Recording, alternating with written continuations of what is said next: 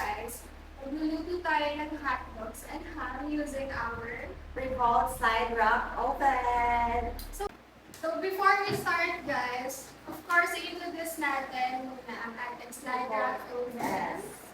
And of course. So first guys, yung material niya outside and out is aluminum and may pagka-stainless steel siya guys. So kapag in-open nyo siya guys, meron dyang tray. Diyan yung ipuput na iluluto nyo.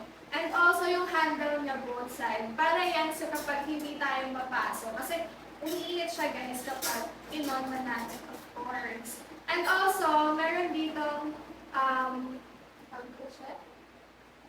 minutes yan guys. Pero depende yan sa food na lulutuin mo kung gaano katagal siya. So, let's start. And also guys, we are going to answer some of your questions while cooking ham and hot dog on our slide rack oven. So let's begin. Question number 1. Ano ba ang products ni Lululala? Well, of course, guys, madaming products si Lululala that mostly nakafocus tayo sa appliances, diba siya? Yes, we are going to focus first on our Revolve slide rack oven. Question number 2.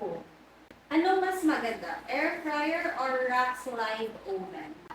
For me, Parehas kasi kaming merong slide rack oven tapos air fryer. Pero ako, personally, ginagamit ko kasi is Revolve slide rack oven. Sa part ko, mas convenient siya and also, sobrang easy niya lang gamitin and madami siyang use for me. Sa'yo. okay naman siya, siguro air fryer. Kasi, sa oven kasi, di ba, for mga nag-bake na person. Ako, di kasi ako nag-bake. Mostly, ang niluluto ko talaga yung deep, kailangan na deep fry. Pero yung natin, kasi air fryer Health conscious ka ba rin? yes, of course. Yung air fryer natin, makakapagluto tayo ng nila. So, for me, air fryer. Pero parang sila oven, di ba? And also guys, visit our TikTok channel kasi meron kaming air fryer and Revolve slide rack oven. So, watch out. Question number 3. Bakit slide rack oven yung gamit nyo ngayon? First of all, kaya slide rack oven yung gamit namin is, ito yung napunta sa bakit ba slide rack oven yung gamit natin? Well, perfect kasi siya pag magluluto tayo ng mga go-to foods natin. Like, niluluto natin ngayon ng hotdogs and ham. So, napakadali lang niya kasi gamitin, guys. And also, naaamoy na namin yung aroma. So, Also guys, one thing that good to this Revolve slide rack oven is that hindi nyo na kailangan maglagay ng oil, magpahid ng oil. Kaya siya sa or mga bago. health conscious talaga na tao.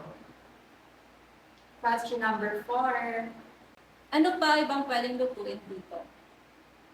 Aside from hot dog at ham, pwede tayong mag-fry ng mga alagang pusa. Joke lang. Ay, hindi pa. Nag-try tayo ng pusa last time. Ikaw lang yung It turns out well, guys. So, yeah. Kidding aside, guys, bukod sa mga casual na or mga go-to foods natin dyan, pwede rin tayo mag-bake dito. And also yung mga, kunwari, steak, chicken, or pork, pwede sa ating slide rack oven. Kasi nga, perfect siya. Diba? Wala na akong masabi. Yeah, also guys, must try na kayo dito ng later i-demo namin. We have also bread. Pwede kayong mag-bake ng bread. Yeah, na-try na natin, guys. At naka-fry talaga siya. Crispy talaga yung outside niya. Later guys, we're going to test on bread also. So question number 6. Ano ba ang rack slide oven? At ano ang difference niya sa ibang regular oven? Well, actually, guys, ang napansin lang namin, difference niya from inalakihan natin mga oven. Diba, malaki kasi yun. So, ang ating slide rack oven, kung nakikita nyo guys, space saver siya. Kitang-kita naman sa camera. And also, yung mga dating oven kasi yung heat niya nasa ibabaw lang. So yung luto niya, kunyari sunog na yung labas, pero yung inside pala hindi pa luto. Pero ang ating slide wrap oven, even yung kanyang temperature inside, both side at sa taas, meron siyang heat para pantay yung luto kung ano mang food yung niluto na. Perfect. So, after we answer the next question, I'm just going to check the hot dog. Wow, sarap ng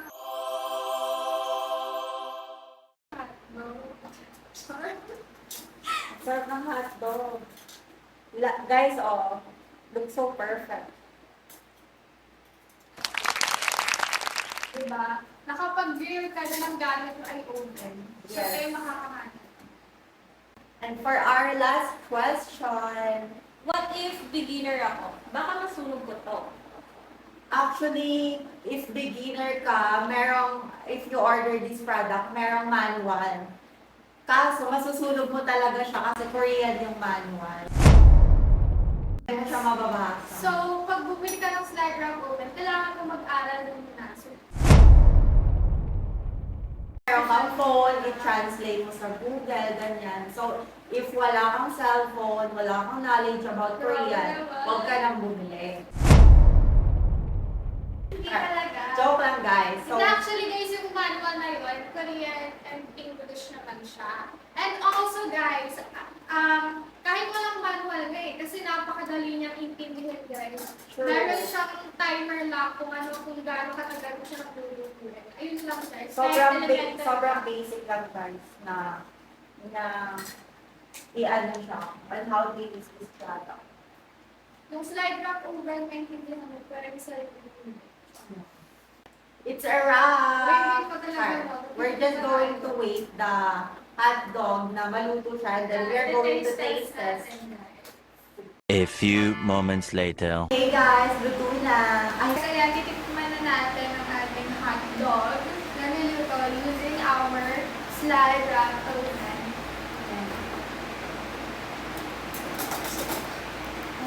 Oh my God, jumbo! Oh my God! Guys, nilabsan siya. Ano? Ay, lumabas yung cheese sa hotdog. Oo guys, ano kasi, cheesy kasi yung hotdog natin. So, ano yung mga basta? Cheese. Nilabsan siya ng cheese. So guys, we're going to taste test the hotdog. Yan siya guys. Diba, wala tayong nilagay na oil. Pero, yung food itself, nakita nyo, nagmamatika. Tapos umuusok talaga siya. Like legit na na-cook siya. Okay, cheers! Cheers!